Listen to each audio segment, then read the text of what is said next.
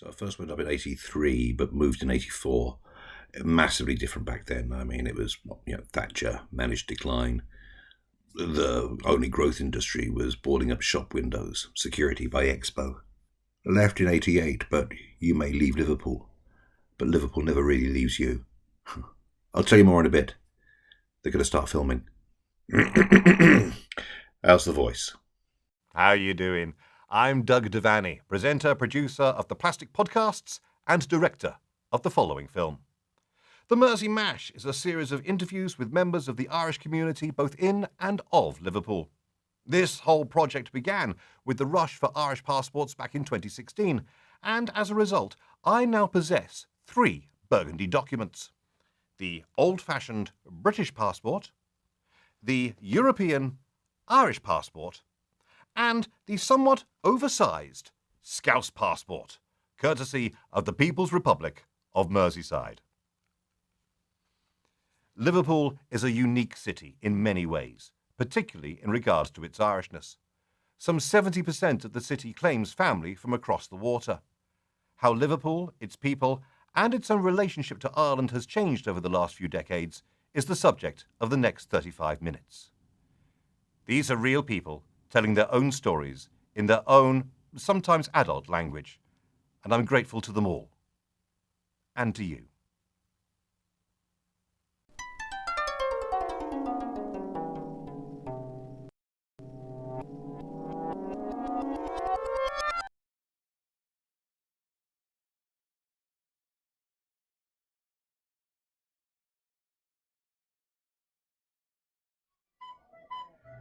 Ballina in County Mayo. Kildare, County Kildare. My parents, like a lot of my friends' parents, had moved to Dublin for work. Ballina, Dublin. I was born in Dungannon, County Tyrone. Cubbervini in County Cavan. My granddad's from Mayo. County Waterford. I was born in Newry, Daisy Hill. Galway. Ballyline. Kells in County Meath. Mayo. Cork. Grandma's from the north of Ireland, from Tyrone, Omagh. Killiney, just outside Dublin. Mayo, on the west coast of Ireland. Uncle Terry, Lindrush, just died, my cousin. Her father was more into that side of the family than my mum was. Every single person here has Irish blood, so it's because it's just so overwhelmingly one thing, it people almost don't remark upon it. It's like, it just is. I mean, now it's passed from Irish into being Scouse. It's kind of like, in the Lord of the Rings, where there's a lost army that they have to invoke of like ghosts that come and fight on their behalf. I think they go into somewhere and they find this lost army, which it's ancient law has said if you awaken them, they'll fight on your side. It's a bit like that, It's kind of ancient now, but it's still very much part of the DNA. I think if anyone ever asked, I would say I'm from Liverpool, because that kind of implies the Irishness as well, because there's such a big connection. Scouse was originally an insult aimed at the poorest, around Scotland Road. It was aimed at the poorest people who were using essentially food carts and food kitchens, and it was sneering, Scouser, you were the lowest of the low, and people took it as a point of pride. I've heard the stories of they come off the ships and they were, malnutrition, they had no clothing, literally what was on the back. So I've got a lot of respect for my Irish ancestors, because obviously I'm here now in 2022, so they've survived somehow. During those times, Liverpool's the only place on earth that had its own word in the Irish language. Like, Manchester would have been Manchester, New York would have been New York, but Liverpool's Leopold. I do spot things that have come into English from Irish now and again, sort of things like, or Tony Birtle always used to say,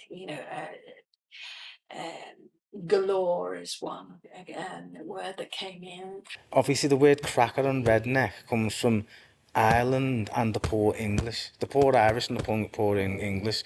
In Liverpool, they talk about a handful of change as you're slummy, but a slam is a handful in Irish, so that's what it's come from. La. Yeah, so do you know anybody Irish who stayed in Ireland, and not Liverpool, like who says lad, or the great grandparents said la, meaning lad. Because in Learn Yourself Scouse, which came out in the 80s, that's what it said. Is that la was an old Irish way of saying lad. And I've asked every Irish person I've ever spent time with, it's Cantonese la. I've verified it with people, with a woman who teaches Mandarin in one of the schools. I've looked it up again. So when I was doing my book as well, I just had to triple check it. Deborah Wright again from the Greenhouse Project. She went to Hong Kong years ago, and when she came back, she said when one of the women was giving her the noodles, street food or whatever, she said something la. So Debbie said, "Did you just say la?" The woman said, "Yes." She said, "What does it mean?" The woman said, "I don't know. We just say it." So it's an exclamation. It's a sort of apparently in Mandarin. If I'm giving you a cup of tea, I'll say yamta, right? There's some tea, basically.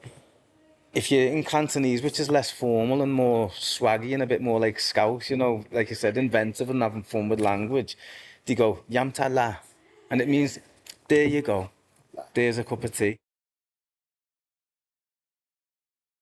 The whole idea of being Scouse is, as I say, underpinned by Irishness. You can't be Scouse and English. It's impossible. It's difficult to reconcile being Irish and English, I think, especially like because of the tumultuous past. It's so hard. Like even the census, I remember getting the census through, and like nationality, I'd put English because I was born in England, but for culture, it was like, well, I've got an Irish culture. There's a bit of, I mean, I think there's loads of Irishness in Liverpool music. I think, you know, I think the storytelling bit of it, a lot of melody and stuff, but I think a lot of it comes from that Irish storytelling tradition, and just, you know, we're happy, so we want to sing. We're sad, so we want to sing. There's hardly a university in the world that doesn't do an Irish studies course. Just as there's hardly a city in the world that doesn't have an Irish bar. The diaspora is evident in the drinking and in the thinking. Me and Joe went to have a long weekend at Kinsale. It was only about 10 years ago. And first time I've been, I've wanted to go for ages. And we had a really nice weekend there. And we did a bit of walking and went to pubs and ate out and Had a really nice time. And at one point we found this little bar that was right round, you know, there's a big bay and you go round. And it's kind of looked back on Kinsale, but it was quite a quiet little bar. It wasn't in all the melee where everyone else was. And as usual, you're chatting to people at the bar as you kind of getting your drinks, and you end up standing there talking to them for most of the evening. And it felt really normal to me. And then we were walking back, and we went to that place a couple of times, but it was the same in every place we went to. And I suddenly realised, I said, it just feels like Liverpool. Wherever you go in the world, there's always going to be another Scouser there, even though we are tiny. I mean, I find that quite incredible. And only in Liverpool will you find a karaoke going on at like 3 p.m. on a Monday in a pub in town. Liverpool is kind of its own little thing in a way. Like Liverpool is very much its own city.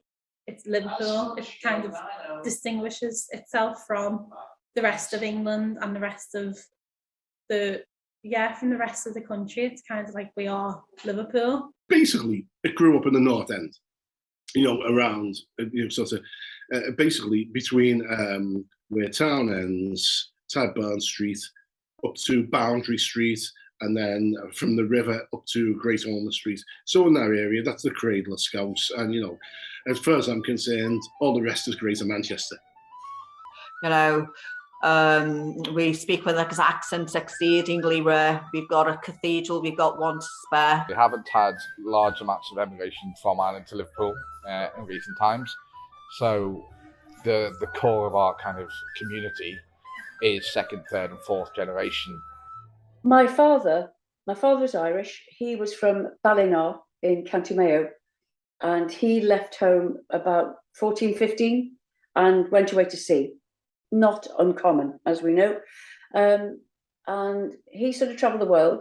He was on board ship with my grandfather, who brought him back home and invited him in. And that's how he met my mum.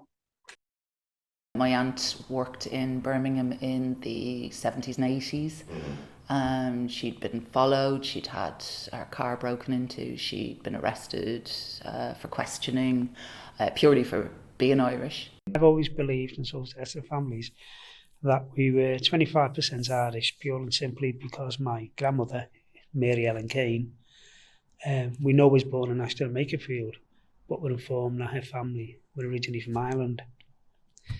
And maybe my presumption just was mum and dad or something, or grandparents. And the fact that we were put in the Orange Lodge when we were kids, you know, and some of my family are still in the Orange Lodge. Can you believe it? And my granddad Luke, he was a docker, you know, on the docks.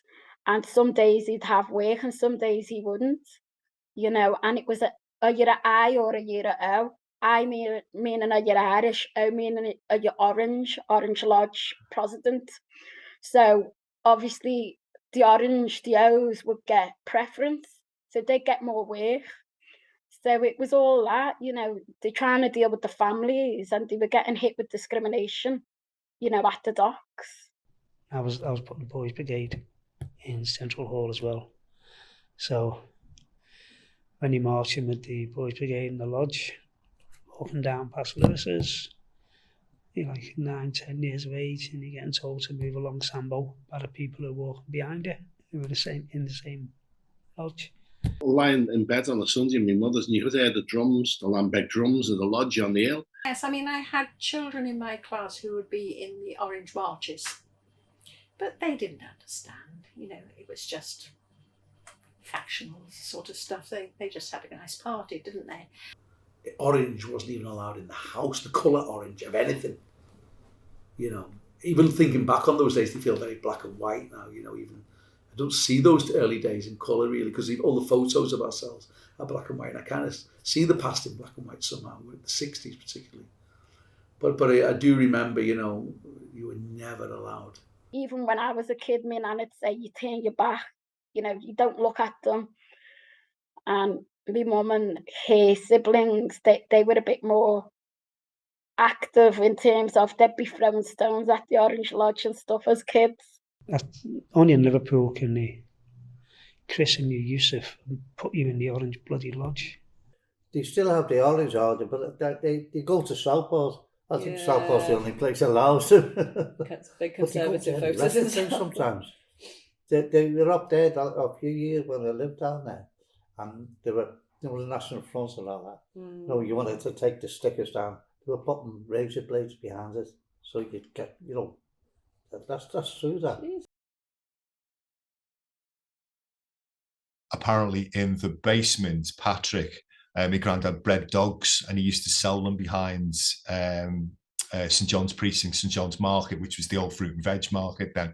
So he was a bit of a rascal, you know, and the family were very much hand to mouth. My dad tells me stories of a Saturday. Their job was to go down at the end of the working day, about 4 or 5 o'clock, and when the fruit and veg sellers were packing up, there was no proper refrigeration, you know, or kind of storage in those days. They would be given a box of old fruit and they'd just say, you know, take it. They'd fill it a box and they'd drag it up Brownlow Hill and they'd live on that for the week and then smash the box up for kindling. To supplement that, Patrick and a couple of mates every now and again would get a cart, or someone would have a horse, and they go out to Netherley, which was kind of Gerard's farm, which was all farmland, and a couple of the Irish lads, and they go and they were country born, these guys, so they knew what they were doing. They'd lift turnips, or they'd maybe grab a pig and get it in a sack, and they'd scarper with it into the night. And then by the time they got back to Liverpool city centre, and the scuffers were following them, they'd disappear into the tenements. Everyone would get a bit of food, or they'd get a little joint, and nobody, of course, would say anything. And this is the way they lived. It kind of sounds like one of those kind of 1930s American novels, but this is how they carried on. I went to school here in St Michael's on West Derby Road. We lived here on West Derby Road. So St Michael's Church Parish, that was us. But I do remember the first day of the school holidays in the summer. My mother would be waiting when we came home from school, and the cases would be packed, and we'd be on the first ferry to Ireland that night. I once was asked to perform at I went to Broughton Hall Convent School. I was asked to perform my Irish dancing while Sister Mary Agnes played the piano. What we hadn't decided on was the time. We knew when we were starting, but we hadn't decided on the time and place where we would finish. So she carried on playing, and I carried on just bombing up and down the stage. Till I collapsed almost. That was really very funny. We spent the whole of the summer holidays waiting for my mum's sister, Auntie Biddy, to come and collect us, because Auntie Biddy had, at the time, 9 children, and they were all the same age as us. So it was like going from one house to the other. So we would guess like 4 weeks of complete freedom, because my Auntie Biddy came and took us, and it was like, she didn't care what we done. We mixed with her children, we done everything. We went swimming in lakes, we climbed trees, we jumped in hay bales, we bring the hay in, we went for walks, we went dancing, we done everything. And it was all kind of, don't tell your mother. It doesn't matter. Just get on with life, which we did. Loved it, loved it, loved it. I can remember Uncle Seamus, Uncle Seamus who'd come over there to be a jockey, which he'd done very, very well at it, but he got cancer at, again, quite a young age. And my mum let him live in our living room for about 6 months while he slowly died with this cancer. And his mates used to come round. It felt like I was starting to date then, so I was probably about 16, 17. He had first girlfriends, and then all these Irish fellas had all be coming round with crates of Guinness, bottles of Guinness as it was then. Because Guinness wasn't a thing then, it wasn't a cool drink. I think lager was coming through, for the generation of us. And I remember him and his mates, they used to warm it in front of the fire. They liked it warm. They used to say, crack open a couple of these bottles, David, and put them in front of that lecky fire. It wasn't a real fire, it was just an electric fire, the things, but they liked it warm, a little bit warm. So they'd line all these bottles up and then pour it into their glasses. They'd all get leathered, and they'd all come in to the living room, because I was in it. We had it was a garage that we'd converted into a room, and we made it a bedroom for Seamus to slowly die in, and it was part of the kitchen. So if I was making a cup of tea, I'd go in to make a cup of tea for me and whoever, the girlfriend at the time, and they'd all be taking the piss. Oh, you're getting on there. I got told it's an Irish thing. He used to take us to walk in the hills a lot, and we used to walk for ages, but he'd always walk like a mile or two in front of me and my brother. Do you know what I mean? He'd walk so fast, he was just ahead of us. I got told that's an Irish thing, but I'm not sure. And me and my brother would be behind trying to jog to keep up with him and stuff. But he used to just walk, and I remember we'd go on a lot of walks, and they'd tell us quite a lot of the Irish ghost stories and that, banshees and things like that. Yeah, he was a great storyteller. He had 2 stories, and one of them was the banshee, and he used to kind of say that he saw the banshee combing her hair by the well, and she turned to him and said, "Are you Paddy Queen?" And I said, "I am," and that was the end of the story. That's all we ever got out of him. My dad always just tells me and my brother it was completely a different time. We wouldn't understand it. He spoke a lot about getting caned, and I don't know what it was, but I remember he told us you had to go to the church to do something twice with the coffins or something like that. And he remembered you'd have to go in and Joe, for a funeral, every now and then someone from the primary school would have to go and stand with the priest or whatever when he read a prayer or something. And I remember my dad told me he was a bit freaked out. The first time he had to do it, he was 6 or 7 or something. And you just had to stand there looking at a dead body for an hour or something. The rituals done, I mean, we were brought up Roman Catholic, and with the rituals done when someone passes away is having a wake, bringing the body home and doing the prayers and doing all the stuff. I feel like that also has is that, for me, that, and when I speak to my Irish friends, or when I've been to Ireland as well to go to a wake there, it's very similar. So I just thought that was another kind of a link to things that have been taken from that heritage. If you're Irish, you can sometimes go through a process of ethnic fade, which means that to look at you wouldn't know you were Irish. You know what I mean? And the only way of telling might be your name or something. But yeah, during the 70s was interesting. Now, this was really interesting because my dad, so-called pillar of the community, used to get pulled over a lot by the police because of his name and his association with his dad, I think. And, you know, Airy Neve, they called around on my dad's. It was at the time of the IRA, and my head of department at the time said, Luke, come to the office. I've had this letter, and we must be careful because the police have informed us that the Irish are coming over here, the IRA are coming over here and disguising themselves as students. Now, if you have any suspicions, would you please report them to me?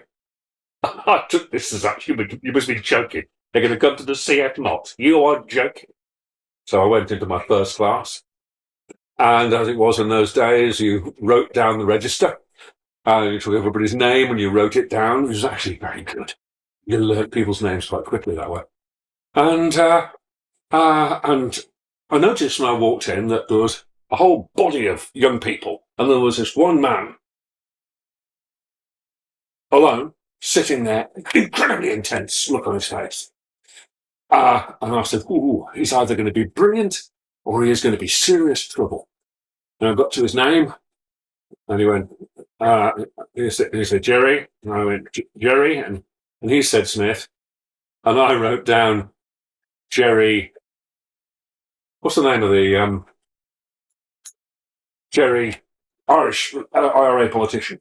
Adams. And I wrote down Jerry Adams. Next week, I read out the register.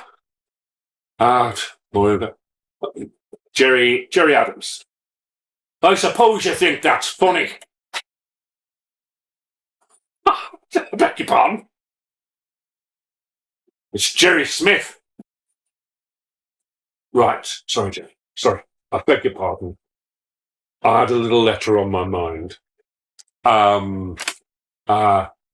Thankfully, I didn't betray him to the police. He turned out to be probably the most able student that I ever taught. He is now a professor of Irish literature and my collaborator. You know, you see the likes of the documentary footage of it. You know, it's like, you know, the Ford estate on the Wirral, or Croxted, and the wave of heroin that went through.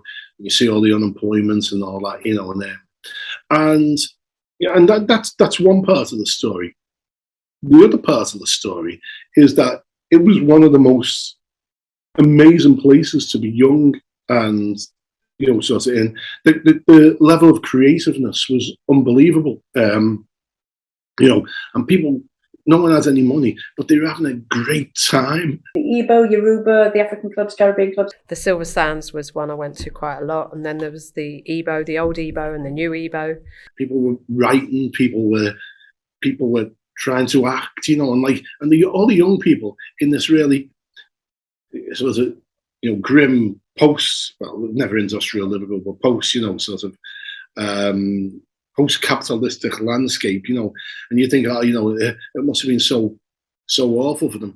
We were having a whale of a time.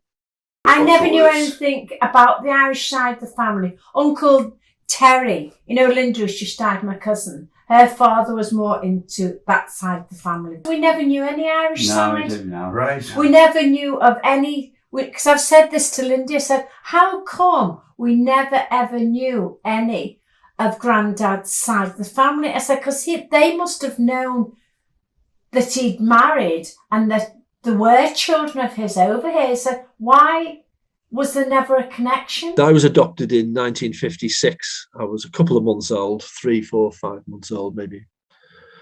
Not very old. And it wasn't a subject that was referred to. I was the eldest of 4.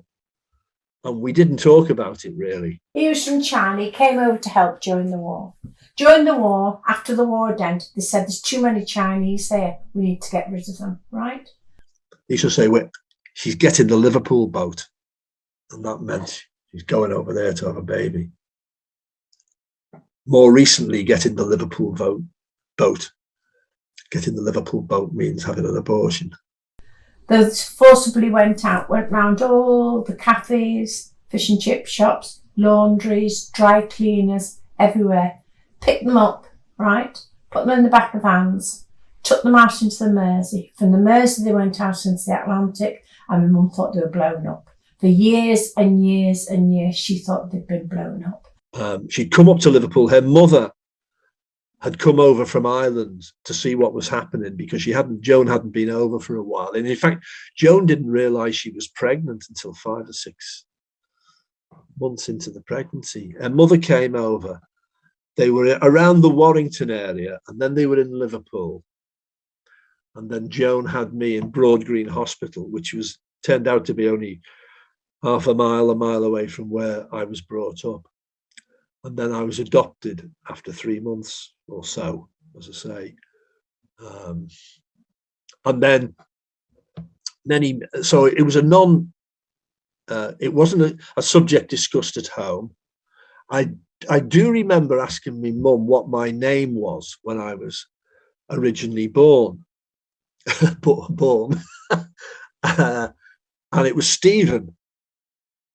I remember thinking that was quite weird because I'd been confirmed aged 12, and I had Stephen. I chose Stephen as my confirmation name, and I didn't know that was my original name then. And when I asked her what the surname was, which was Toohey, she didn't tell me, but I saw it somewhere.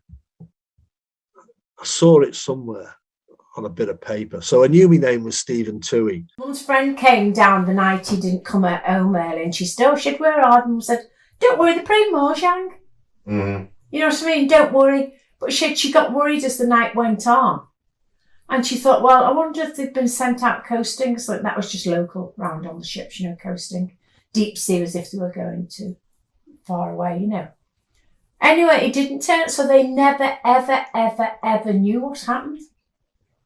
And the only time I met in inverted commas, it's almost like a scene from a movie.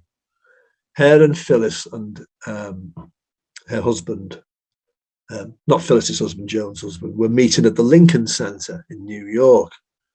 And they'd arranged that I would be around reading a newspaper, because obviously he was there, and so he didn't know. So I can remember at the Lincoln Center, I was reading this newspaper, and I saw in the distance, I could see Phyllis behind this pillar, and a woman to the next to her, and a fella to the next there, but I couldn't see them clearly. And they walked up, and then they stopped out to the other side of this pillar. So I was there reading, and I'd read most of the bleeding paper, and they were behind this pillar. They were just talking to each other as you would do, And I could see their reflection because the windows were blacked out, so you could see the reflection quite clearly. And I thought, bloody hell, I've come 2,000 miles over here. We've come all the way here, and all I'm going to get is a reflection of the woman who gave birth to me. And I thought, typical, because I thought then they'd go back the other way. But then after a couple of minutes, they walked past the pillar and they came into view. And there was Phyllis on the left, Joan in the middle. Oh, no. I think that was Joan in the middle and her husband on the right. And when as they came towards me, Joan just went like that and moved ahead, and we got each other's eyes because, we caught each other looking at each other, as it were. And because that had been prearranged, obviously, Phyllis had said, he's going to be there. And she just looked at me like that and then looked away and carried on. And that was the only time I saw her in the flesh. But she'd said to Phyllis later, "Oh my God, he doesn't half look like Peter, my father." I've got a photograph of him because this is the photograph that everyone. Because on the back, you can read what's on the back. Thank you. That's it. Would you mind if I took some photos of these photos? No.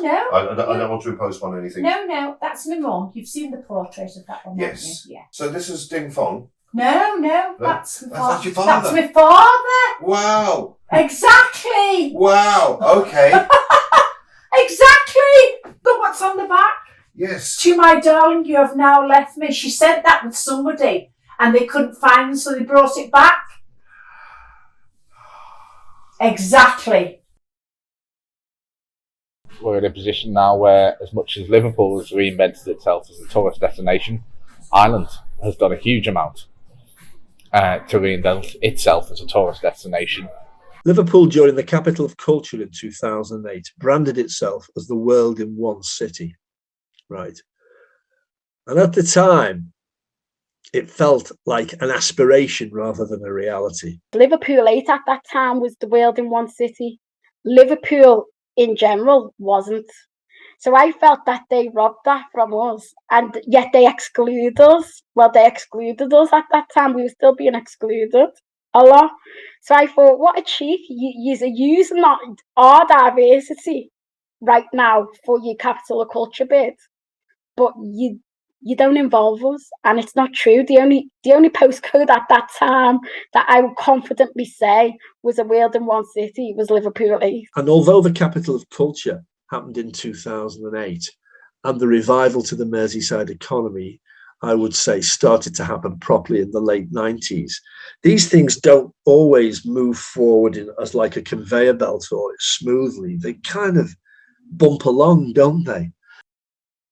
A city that was once renowned for violence, a city that was once renowned for rebellion on all fronts, I think has possibly become embourgeoised. And for all its faults, the big criticism of cultural capital is it's all fair coat and no knickers. And it's just like, well, hang on. If you shine a spotlight long enough on an area, then people are going to look, and then you're going to have to put something there. And sometimes it is that way round.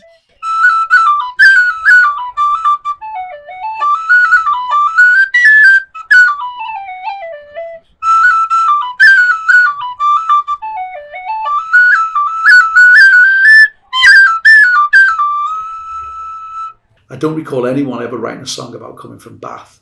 I don't recall anyone writing a song about coming from Winchester or whatever, but there's probably 10 songs, 10 well-known songs, in the same way as the Irish tradition of writing songs about where you're from, about people writing songs about coming from Liverpool. Why is it? Why is it so bloody musical?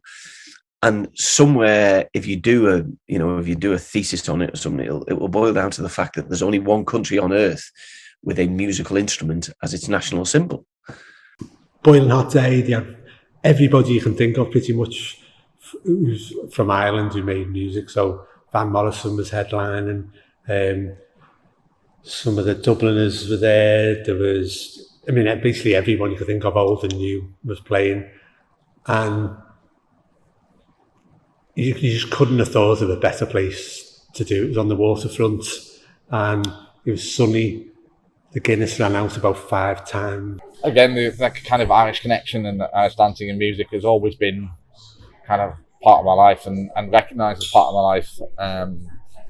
And it's, has been like that for a lot of kind of Irish kids growing up in Liverpool. A lot more so than some of the family back in Ireland, really. We do loads of display work. The Lochrans do a lot of competition work, very strong and very significant competition work. And the Irish Centre do a little bit of both, because they're right on the doorstep for the display work, and they still, as far as I know, do competitions as well. It's just a family gathering that's essentially got out of control. We now have the Siberian School of Irish Dance, which is quite significant. And it used to be literally England, Ireland, Scotland and Wales, plus America, plus Australia, and maybe a bit New Zealand. But now it's everywhere. It is everywhere. And there's lots of dance teachers who've been off doing things in different places, like Siberia. And it's, it's brought Irish dance to the world. And it's all down to river dance. 7 minutes at the Eurovision.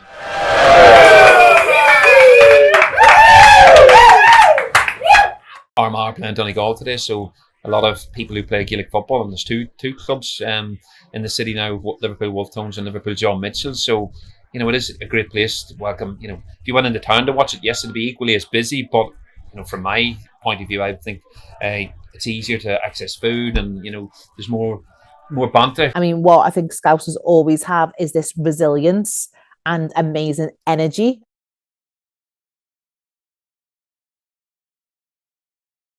The famous Spectator piece when it was edited by Boris Johnson. It's all the same things. The emotional, sentimental, lazy. Sort of wallowing in the sense of their own victimhood. I would say whatever it was that kept the people of Liverpool going for so many decades, searching for justice for Hillsborough, whatever that never give up, whatever that fighting spirit was, is essentially Irish. Almost everyone in the city knew someone who was either there or knew someone who died or knew the families who died, because obviously there was more than 25,000 of us there. Well, probably actually a little bit less than 20. There was 23,000 of us there. So the entire city were connected to this tragedy, and they lay down the flowers and and all that. Self-pity city. Look at them wallowing in the grief. Fucking Diana dies. People don't know it. People never heard of it. They're all out there with the flowers. The bang to bar this. I was so furious. I was in London at the time and I was so angry. I wanted to strangle every one of the bastards and ram the flowers down their necks. I suppose streetwise you don't see as much racism as a black person. I say that. Don't get me wrong, I'm not saying there isn't any racism, of course there is, but I'm just saying it's not always obvious, and it's in different aspects. When I was younger, and my mum telling me about her time when she was with my dad, and those are the times where people used to spit at her from across the street because she was walking down the street with a black man, so don't think that's happening much now, which is great. I have to be vigilant. When I think of my daughter, she's only 8, but I have to be vigilant because I know the obstacles that she may face as she gets older. So, I would never have gone into Toxteth and places like that because that wasn't for us. That wasn't an area. So being Irish then meant this is where you're from. These are your people, and this is life. That's what it is. Now that's gone. All those barriers have gone now. But it is getting better. It seems to be getting better. That's definitely something good about Liverpool, because that's now starting to expand, to protract outwards. So, like I said, you got Kensington. There's black people living in Garston now. That just wasn't a thing. Anfield. Even this is me with thinking I'm not ignorant. Some local singer, Nee Maxine. Have you heard of? She's an amazing jazz singer. I think she's from London or somewhere. But she lives. Someone dropped her off. I said, "Where do you live?" She said, "Anfield." I said, "Anfield." I said, "Is it okay around here?" She said, "Well, yeah." I said, "Well, do you stand out around here?" She said, "Well, not really, no." And I was like, wow. Right by the stadiums as well. She lives. I was like, when did that happen? When we were touring in Belfast, we'd be talking to people and going, "You're British?" And we're going, "Well, yeah, we're from Liverpool." And he goes, "So some of you is a Catholic?" And go, "Well, most of us are Catholic." So you have British Catholics? And it's like, yeah, you have British. You can be a Brit and you can be a Catholic. It's just blowing the mind and stuff. You're wearing your Black Lives Matter badge with pride there, your NHS badge, and you were talking to me earlier about the progress that you've seen with gay rights and what a wonderful thing is. With your nephews, living in a different time. But Liverpool was a city on its own, really. That's why, Manchester wasn't divided with Protestants and Catholics. Liverpool has always been, but it's them days are going to go. You walk down Liverpool, the main street, and you'll hear voices from all over the world. And it's not just people, it's not just tourists, it's locals. It's people that have moved here and migrated and never wanted to leave, like myself. You've got all the students coming in from across Asia and different parts of the world. I'm half Irish, so I always describe myself as half Irish. I'm a quarter Welsh, which is really confusing as well. And then I don't know, am I quarter British? I'm mixed with a lot, like Malaysian, Spanish, Irish, British, so it's quite interesting for me. He told me about this like really nice place and they've got like a waterfall. I always think of that when I think it. I'm just like, I want to see Irish dancing for some reason. Even going down the road to Manchester, it's a completely different vibe. It's a completely different like feel, different people, and Liverpool just feels like home now. Yeah, I think about my dad quite a bit. You know, when people say the word Ireland, I go, "Oh yeah, my dad's Irish." So yeah.